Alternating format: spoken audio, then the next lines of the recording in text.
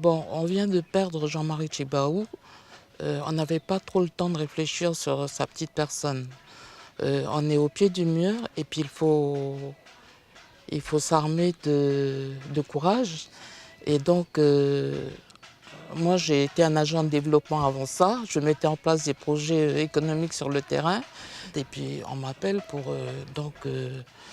travailler à ce service qui est mis en place dans le cadre des accords Matignon. Du jour au lendemain, on me dit, voilà, tu vas faire de la culture, il y a un service qui se met en place, vas-y, on te demande de faire ça. Et donc, je veux dire, en tant que bon militant, je m'exécute. Bon, un an après, vient l'idée de mettre en place la construction du centre culturel qui portera son nom plus tard. Et donc, après, grand projet de la République, le comité scientifique, la mise en place le jury international, le choix de Renzo Piano. Mais en même temps, à l'époque, même si la culture est quelque chose qui se vit au quotidien, imaginer des concepts, les mettre dans une programmation, ce n'est pas une évidence. Donc, grâce à Emmanuel Casarero, Roger Boulet, un ensemble, Béalo Hidoy, on a donc Jean-Pierre Detex, Octave Togna, notre premier directeur, on a donc construit le contenu du centre.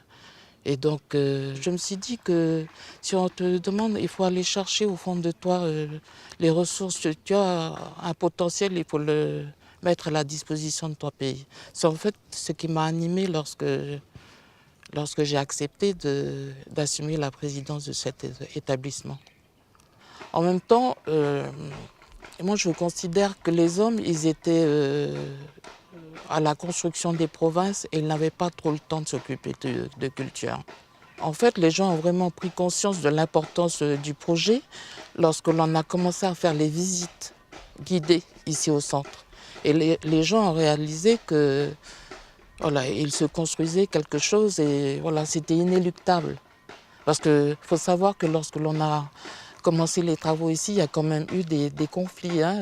On a eu des cadenas coupés, il y a eu des manifestations devant la mairie de Nouméa parce qu'on estimait à l'époque qu'on accordait trop d'importance à la culture kanak. Avec Octave Togna, avec Jean-Pierre Detex, avec Emmanuel Casarero, Béalo Hidoy, je pense que lorsqu'on a conçu le centre, et grâce à l'ouverture d'esprit de Renzo Piano, on a tous voulu témoigner de la beauté de la culture kanak, de sa pérennité. Et puis l'autre chose, c'est que on a tous été, comment dirais-je, nourris de la parole de Jean-Marie Tjibaou et on a fait du meilleur que l'on pouvait pour être fidèle à sa parole. Voilà, rendre la culture kanak accessible, la rendre belle pour qu'une fois pour toutes, on comprenne que c'est la culture des gens d'ici. Voilà, et puis que cette culture, il faut qu'elle soit reconnue. Voilà, on la rend disponible ici au centre. Mais je ne sais pas s'il avait été vivant, s'il aurait fait ça. Mais en tous les cas, nous, on s'y est donné de toutes nos forces. C'est ma participation à l'œuvre commune de la construction de notre pays.